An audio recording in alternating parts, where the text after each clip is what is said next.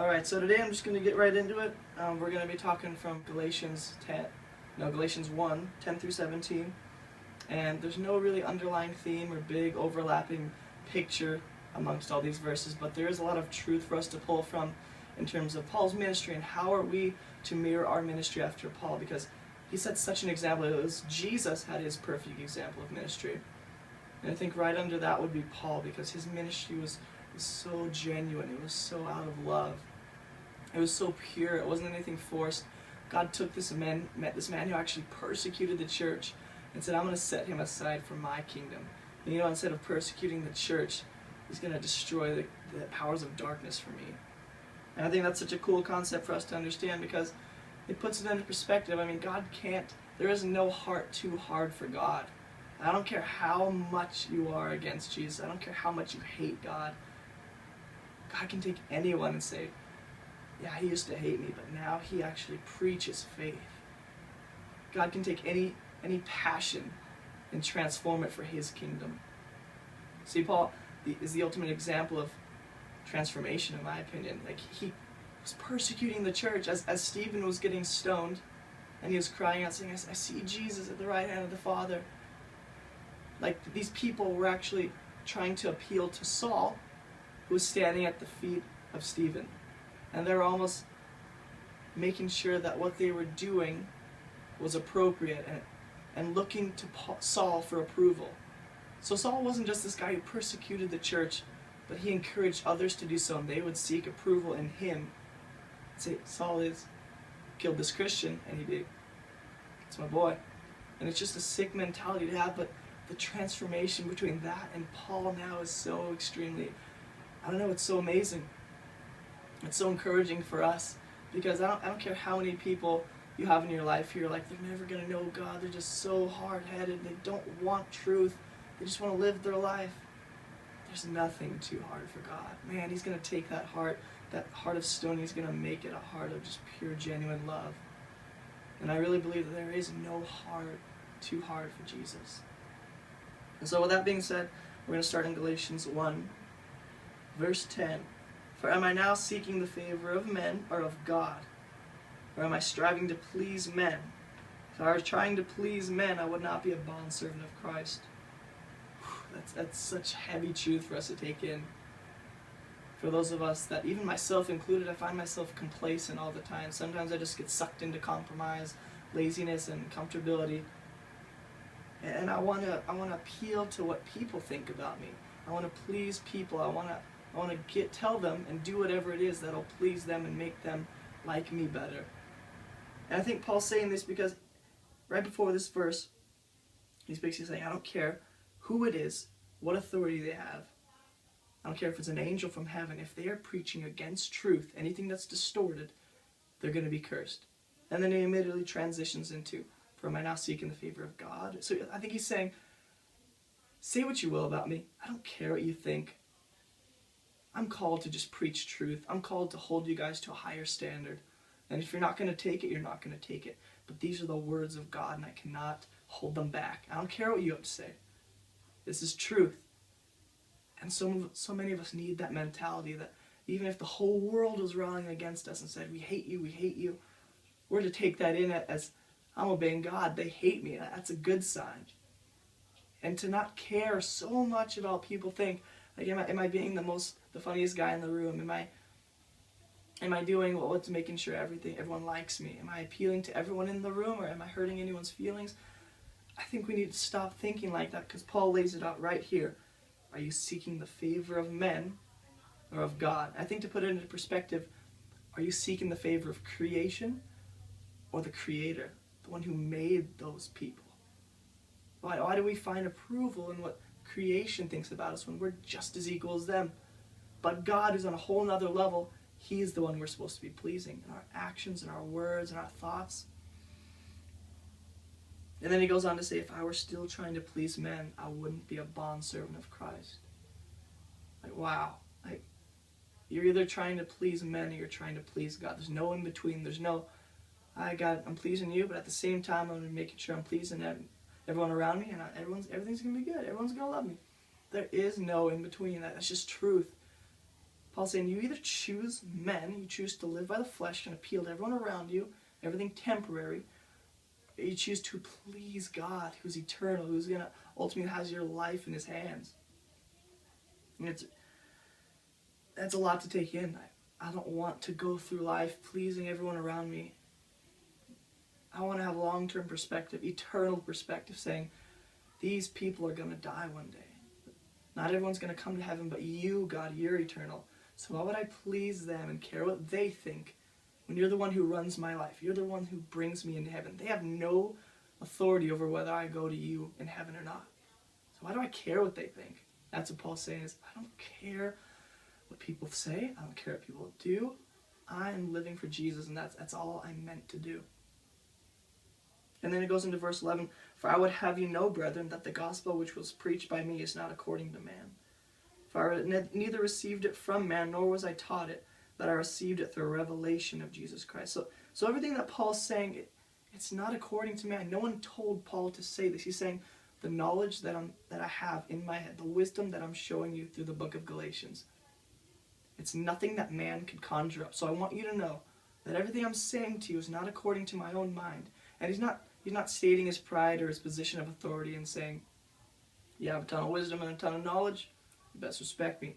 He's putting himself actually in a lower place, saying, there's no way I could have thought of this on my own. This is God putting his holy words in my mind. So I want you to know how much authority these words carry, not because they're from me, from God.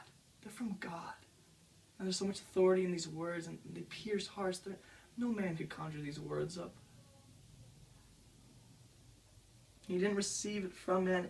He received it from a revelation. So it's something like these words that God placed in his heart for the Galatians are words that hadn't yet been thought up by man, because it was through a revelation of Jesus Christ. It was a new thing, this new inspiration that Holy Spirit put inside of Paul to tell the church of Galatia. I picture God saying, Paul, this is what I want you to tell the church of Galatia. No man's ever thought like this before, but you're about to. And then instantly all those words come flooding in, and you can't help but just... And those are the words for the Galatians. And in verse 13, for you have heard of my former manner of life in Judaism, how I used to persecute the church beyond measure, tried to destroy it. Paul tried to destroy the church. And he didn't just try to kill a few Christians just to kind of minimize them the way Pharaoh was minimizing the Hebrews. No, he wanted to just destroy this idea of a church built up in Jesus. He hated the idea of Jesus. So when I say there's no heart too hard for Jesus, no heart too hard, I don't care who you are, there's no heart too hard. This guy tormented the church. His whole motive, his whole reason for living was to crush the church. And I think he's telling us all this as a form of encouragement, because in verse 14 he says, and I was advancing in Judaism, which is all the ceremonial laws and all that stuff, and I was saying, yeah, you have to be circumcised, you're justified by works of the law, and if you don't obey the law, you're not justified, and all those lies. Beyond many of my contemporaries, I was advancing among my countrymen, being more zealous for my ancestral traditions. So he's saying, I was the most zealous guy out of all the Pharisees, out of all the Jewish leaders. If you were to pick me out, you'd say I was the most zealous and most passionate. He's basically saying, if there's anything that got in the way of me and my tradition, I would kill that person. I would make sure that thing didn't exist anymore, because I was so zealous about what the law said. And he's comparing right now is the difference between now, he's not under the law. He's saying, I'm justified by faith. I'm no longer restricted by the law.